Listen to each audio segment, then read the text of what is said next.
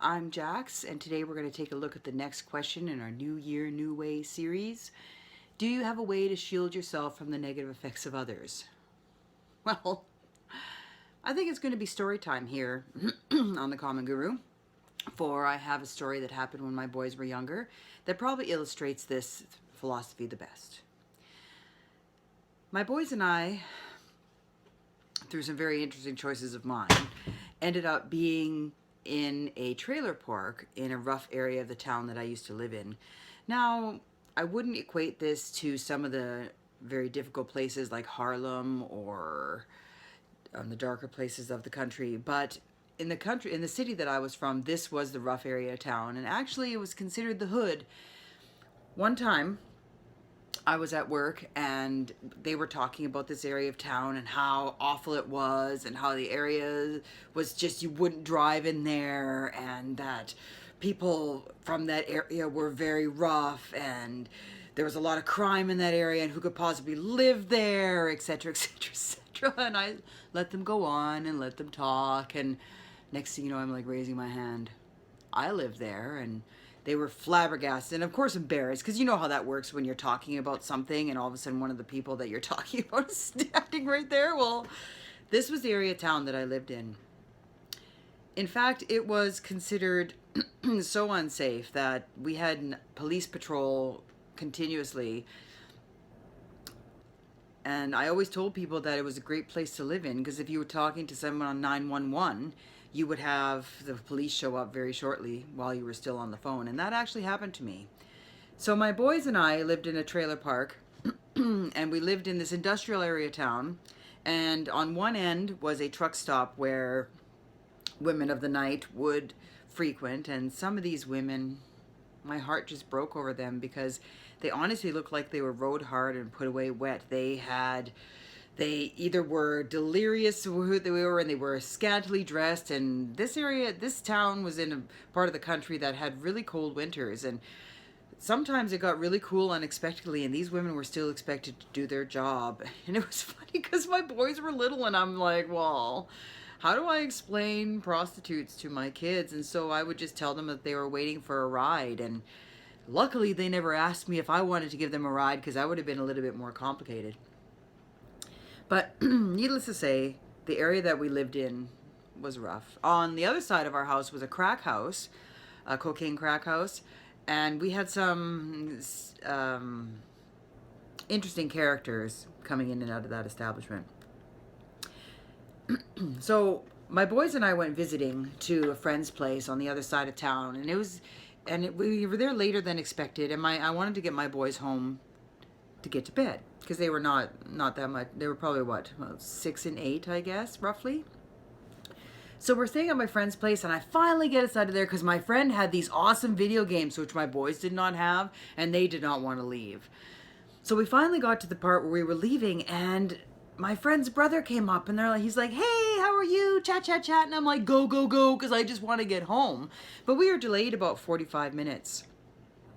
So we finally got home, and I'm rushing my boys into bed because it was way later now, and they were starting to get crabby. And as all you parents know, when children get overtired, it's just a recipe for disaster.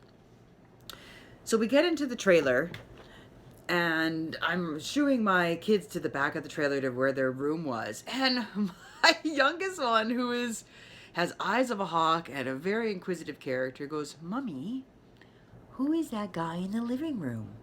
And I'm like, well, whatever. We used to leave our door unlocked. Yes, and I'll explain to that later. We used to leave our door unlocked, and I'll show you a picture of our trailer. And if you could see right here, this was the door and this was the window. And this window wasn't very secure. So if I locked my door, they could just slide the window over and get in regardless. So I basically had the adage that it saved the door if we didn't lock it, because if they were coming in, they were coming in. There was no false sense of security with that building. I raised my boys to believe that whatever happened to you, you brought to yourself with the frequency that you sent out. So, say for instance, you have a fear frequency of 45 because you're very afraid, then people who are feeding off fear would walk by and they would pick up on it. And so 45 would meet 45 and you would get broken into or robbed or whatever. And we lived there for 10 years. And this was the only experience that we had, and I'll go into it a little bit more. So I thought it was just a friend of our family, my husband at the time, his friend Laval. And I said to my youngest, I said, Morgan, it's probably just Laval. And he looked at me and he gave me a really strange look on his face, and he goes, Mommy, I don't think that's Laval. So my spidey sense as a mom went on high alert. And luckily, when we had left my friend's place, he came with me with another friend because we were going to make some deep fried mushrooms and have this really fun junk food evening because we planned on having an evening ourselves. So I just downplayed it because I didn't want my kids to panic, put them to bed, and came out to the living room and took one look, and I saw this giant of a man. Now you can call him a Native American or First Nations, wherever you're from. And he was passed out sitting straight up on my couch, sound asleep. And I learned a very long time ago that when you're a mom, the worst case thing you can do is panic, because panic breeds panic and panic breeds disaster. So I did what I normally did, and I just stuffed whatever fear I had at that time and put into Logic Vulcan mode and made sure that I didn't act or behave anywhere unusually, because my boys would pick it up. They were quite in tune with me in regards to that kind of thing. So I look at my friends and I motion them to stand in the hallway between the living room and where the kids were sleeping, and I took my phone and I went on the deck on the outside where you saw by the picture and called 911. And so I told her, I said, we have a stranger in our house, and I calmly talked to her about what was going on, and she goes, you're awfully calm. And I told her, and then she asked me, first of all, she asked me, did you try and wake him up? I'm like, no. That's your job. I don't have the tools to handle any kind of experience of that. So no, I did not try to wake him up. And so she asked me again, she goes, you're very calm. We're not usually talking to calm people who have an intruder in their house. And I explained to her exactly what I told you. Panic breeds panic. And I was just not going to have anything like that. So while I was on the phone, the cops showed up. Like I said, I projected it out there to the universe that I was safe and that if anything happened, the police would show up in due time, and they did.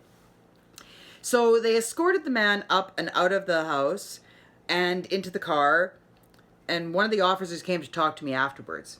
And he said, would you like to charge the man with breaking and entering? And I'm like, well, he didn't break anything. He just entered. And the cop gave me this incredulous look, because I'm sure that I'm quite an enigma to the police system about not locking my door, especially in the neighborhood that I lived in. And I looked at him and I said to him, I said, honestly, would a locked door protect me in this environment? And he looked at me really funny, and he looked at my environment, and I said, honestly, it saves me money to have to replace the door because of we couldn't get house insurance because of the fireplace that we had in there that wasn't installed properly. So basically we would have had to have everything out of pocket. And he looked at me and he gave me this really weird look, and he goes, no, I guess not. I said, so really there's nothing to break and enter. If you want to charge him with entering, you can charge him for entering, but not with breaking. He goes, oh, okay. Now the strangest part of this entire experience was what happened after the cops left, when I actually could calm down and take a look at my environment, what was going on.